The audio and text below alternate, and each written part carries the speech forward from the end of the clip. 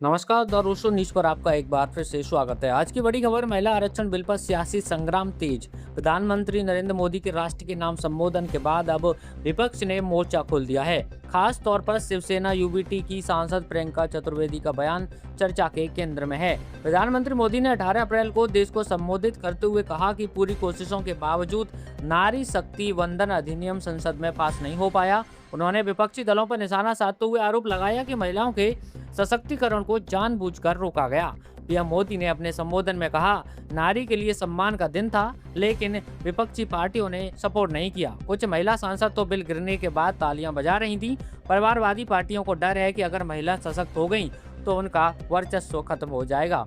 यानी साफ है, सरकार इस पूरे मुद्दे को महिला सशक्तिकरण बनाम परिवारवाद के नैरेटिव में पेश कर रही है। लेकिन अब इस बयान पर प्रियंका चतुर्वेदी ने कड़ा पलटवार किया है। प्रियंका चतुर्वेदी ने कहा है कि यह सुनकर गहरी निराशा हुई कि प्रधानमंत्री ने देश की महिलाओं को कोई ठोस आश्वासन नहीं दिया।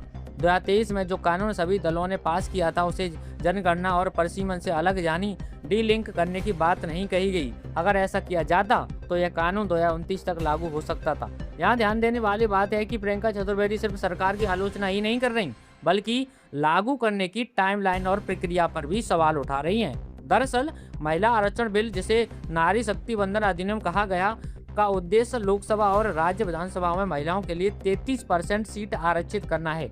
लेकिन इस कानून के लागू होने की एक बड़ी शर्त है जनगणना और परिसीमन प्रक्रिया, और यही वह पेंच है जिस पर पूरा विवाद खड़ा हो गया है। संविधान संशोधक विधेयक के मुताबिक 2011 की जनगणना के आधार पर परिसीमन के बाद ही इस कानून को लागू किया जाना चाहिए था।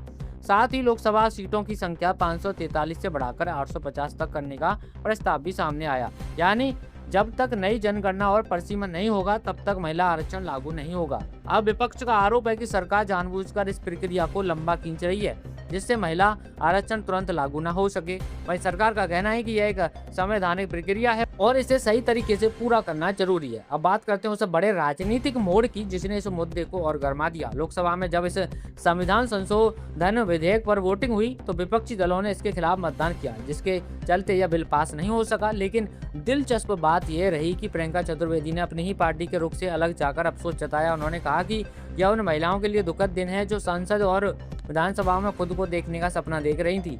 यानी एक तरफ विपक्ष ने बिल का विरोध किया, वहीं दूसरी तरफ उसी विपक्ष की एक वरिष्ठ महिला नेता ने इसे महिलाओं के लिए नुकसान बताया। अब सवाल ये उठता है कि क्या यह मुद्दा सच में महिलाओं के हक का है या सिर्फ राजनीतिक बयानबाजी का हिस्सा बन चुका है? क्या सरकार इस कानून को जल्दी लागू करना चाहती है या विपक्ष के आरोपों में दम है? और सबसे बड़ा सवाल, क्या 2029 तक इंतजार करना महिलाओं के साथ न्याय है? राजनीतिक विश्लेषकों की माने तो यह मुद्दा आने वाले चुनावों में महिला वोट बैंक को प्रभावित कर सकता है, क्योंकि भारत की आधी आबादी महिलाओं अब सिर्फ वादों से नहीं बल्कि ठोस नतीजों से जवाब चाहती है। और यही वजह है कि अब यह मामला सिर्फ संसद तक सीमित नहीं रहा, बल्कि जनता के बीच एक बड़ा चुनावी मुद्दा बनता जा रहा है। एक तरफ प्रधानमंत्री मोदी महिलाओं के सशक्तिकरण को अपनी सरकार की प्राथमिकता बता रहे हैं, तो वहीं दूसरी तरफ विपक्ष यह सवाल उठा रहा है कि अगर प्राथमिकता है तो फिर तुरंत लागू क्यों नहीं? इस पूरे घटनाक्रम ने यह साफ कर दिया कि महिला आरक्षण अब सिर्फ एक कानून नहीं बल्कि सियासत का बड़ा हथियार बन चुका है। आने वाले दिनों में यह देखना बेहद दिलचस्प होगा कि क्या सरकार इस पर कोई नया कदम उठाती है या विपक्ष अपनी रणनीति बदलता है। और सबसे अहम, क्या देश की महिलाओं को उनका हक जल्द मिल पाता है या नहीं? फिलहाल इस मुद्दे पर राजनीति अपने चरम पर है, बयानबाजी तेज है और जनता जवाब चाहती है। आप क्या सोचते हैं इस मुद्दे पर? क्या महिला आरक्षण तुरंत लागू होना चाहिए या सरकार का प्रोसेस सही है? आप अपनी राय हमें कमेंट करके जरूर बताएं, क्योंकि आपकी राय भी बहुत ज़्यादा महत्वपूर्ण रखती है। और हमें सपोर्ट भी कीजिए ताकि आगे भी आपको इस प्रकार की खबरें मिलती रहे। हमारे वीडियो को लाइक करके, शेयर करके, चैनल को सब्सक्राइब भी कर लीजिए। चलिए जल्दी मुलाकात होगी अगली खबर के साथ, तब तक के लिए नमस्कार, जय हिंद।